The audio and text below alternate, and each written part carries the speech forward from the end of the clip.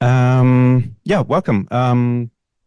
Happy to do the first presentation. Most of you, I think, know me by now. My name is Lucas, and my topic is detecting obstructive sleep apnea from nocturnal breathing sounds using recordings from a mobile device, or simply deep sleep, which is the obvious pun at this point, obviously. It was too easy not to do it. How this is going to go over the next 10 minutes, I will quickly introduce you to sleep apnea. What is it?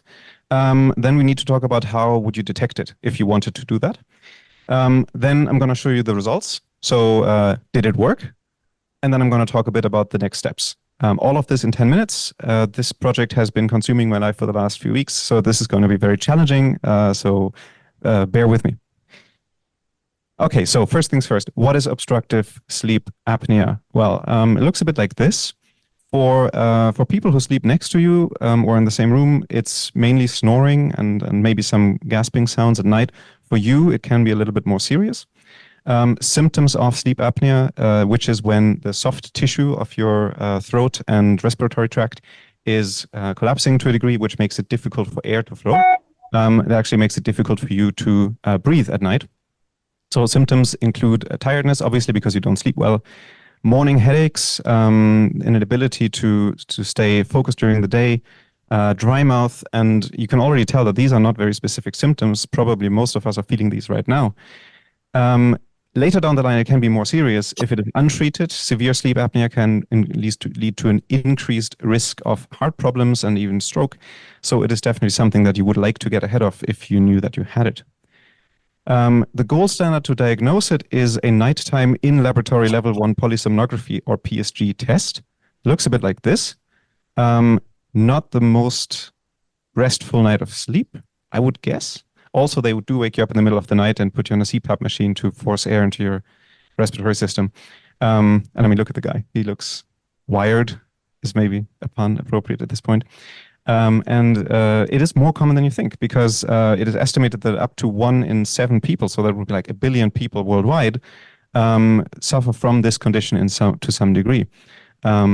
And as I said, because it is hard to tell if you even have it, and it's sometimes difficult to distinguish between a bad night of sleep and sleep apnea or normal snoring and sleep apnea, a lot of people never seek a diagnosis.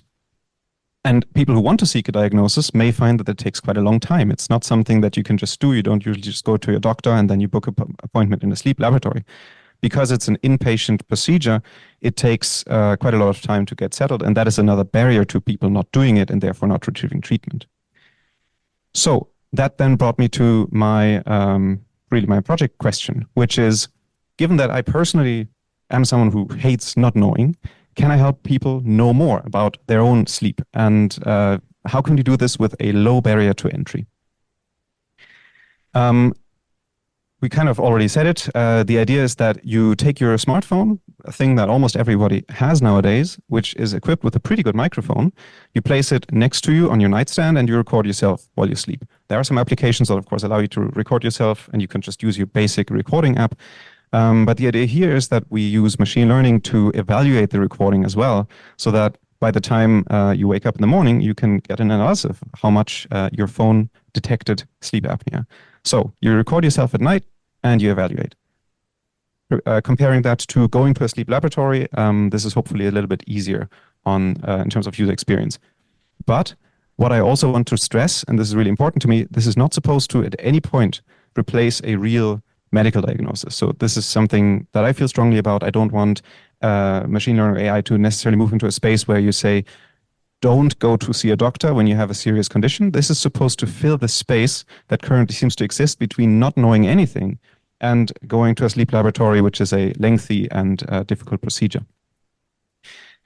So can this be done at all? Well, it was certainly a challenging prospect because using only your smartphone microphone, you're trying to detect something that is by its very nature very low in volume, right? Breathing itself is not something that you, and if you do listen to it, sometimes we're looking for the absence of sound. So we're looking for someone stopping breathing for a moment instead of normal breathing.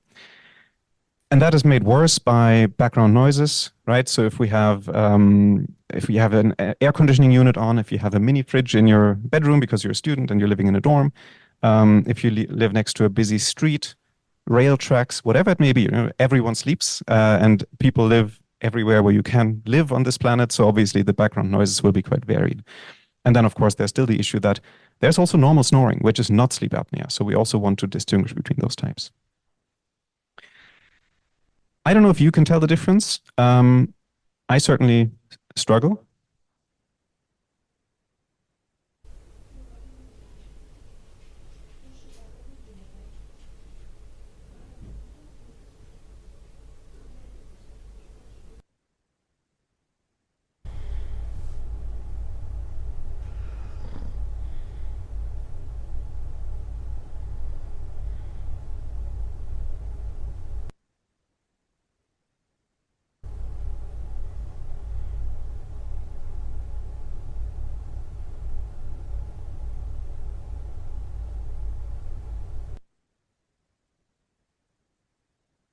I couldn't. I listened to a lot of these samples, to be honest, maybe too many. I still don't know. When the data set that I used was labeled, they used 2 medical professionals to label it, and they also got some of them wrong, which is why they used two doctors to do it, because they were not always correct either. So this is certainly challenging, but who knows? Maybe we can do it. So we want to build a detector, right? We want to detect sleep apnea. But how? Well, the simple idea was we take a recording, 8 hours of sleep, ideally, and we break it up into small chunks. And then we perform a classification on each of those chunks. And we say, this is not sleep apnea, this is not sleep apnea, this is sleep apnea, and this isn't sleep apnea. And then we, okay, there was one event in those 4 snippets. Very simple, right? Obviously, we need data. Any good data science project must start with data. I couldn't go out and recruit people to go to a sleep lab, certainly not in 3.5 months. And also, just why could I? Luckily, some good scientists and researchers have done that work for me. And there is a freely available data set, the PSG-Audio dataset, which is a dataset with various sources, including ECGs, EEGs, a tracheal microphone placed on the throat, but also, crucially, an ambient microphone that is placed in the room with the person. So that is mimicking the smartphone recording. They used 212 patients. The gender ratio was quite imbalanced. It was mostly men. So when I was drawing my samples, I made sure that it's balanced. So we have 50-50 because we want to, we want to make sure that everyone can use it, not just men. Yeah, and then of course we start pre-processing. We download the data, we turn it into an audio signal, and then we chop it into chunks. And then those chunks are turned into MEL spectrograms.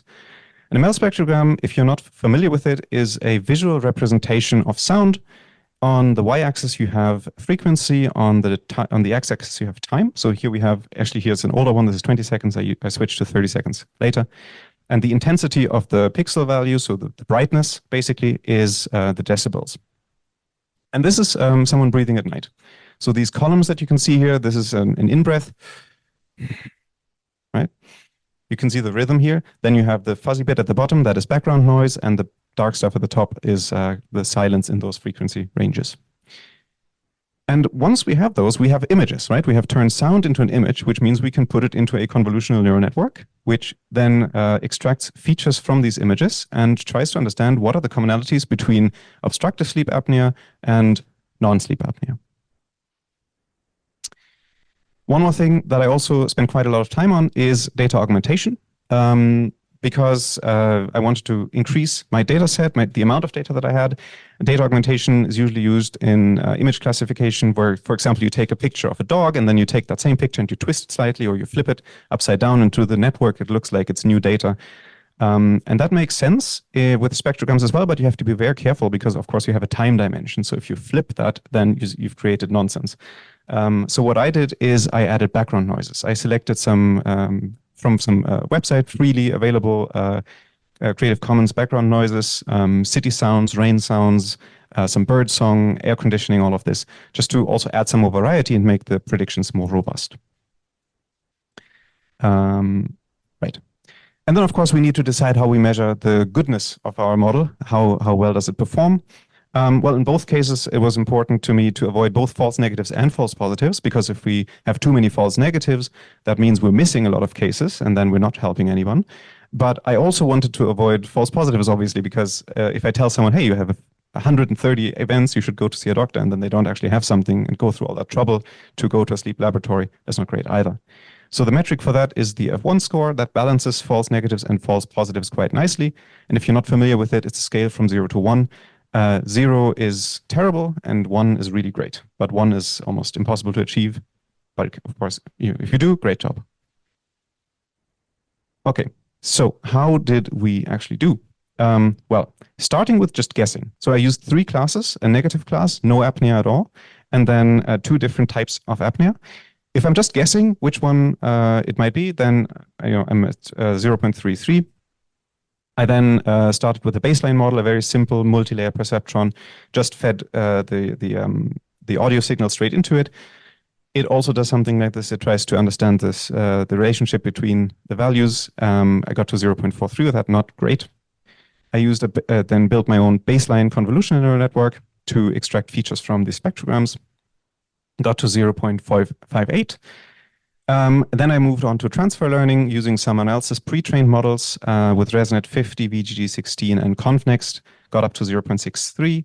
And then I figured, okay, it seems like I'm hitting a ceiling here. If I want better predictions, perhaps I should move to binary classification instead, where I say, instead of predicting multiple classes, I'm just saying, do you have it or not?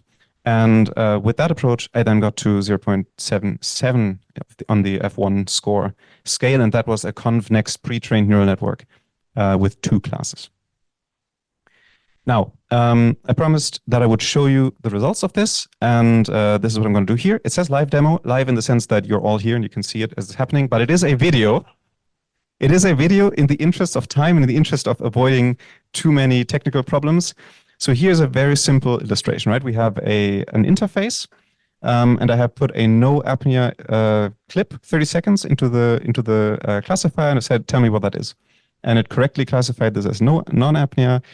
We have another example that will work, I can promise you already. This is an obstructive apnea case, and here again with a confidence of 0.81, it predicts obstructive apnea, but it doesn't always get it right. And in the next example, you will see that. So here we're picking another example that is labeled as obstructive apnea. And this is from the 3-class classifier. So in this case, it actually predicts the other apnea class and not the obstructive apnea class. And then this is, of course, not the use case that you would actually use. The real use case is you want to classify a longer section of audio. And this is what we're doing here. This is a 2-hour recording from the test set. And as you can see, after a short time analyzing it, here it predicted these many events. And now, of course, we want to check, okay, does that compare to the ground truth? What was actually in the labeled data set? And what you can see here, I hope, is that it does get some of them still wrong. As I said, right, we're not at perfect accuracy or anything. But it has picked up on some patterns. Like, for example, here we have a gap where nothing was happening. Also in the beginning, quite a few events, but there were still some where it looked at the data and said there's an event there. Well, I think we have a good start. There's still more work to do. What I would like to do next, going forward, I would like to keep working on this. I would like to at some point get to a point where there's an actual mobile app, because of course, who likes to upload an 8-hour recording to our website? You want to run this locally on your device, and it should happen in the app. You don't have to move files around. And before I go, just one short mistake that I would share with everyone here from the next batch, so you don't make that mistake. So once upon a time, an aspiring machine learning practitioner named Lucas decided to make a mistake when writing his code, and he messed up his labels, meaning that the data preprocessing code that he wrote produced utter garbage. But he was absolutely fine, of course. He dealt with it. He did in no way nearly lose his mind and question all of the life choices that led him to that point. With that being said, that's all what I have for you today. I would like to thank my mentors, Izzy and Markus, who helped me with different subjects.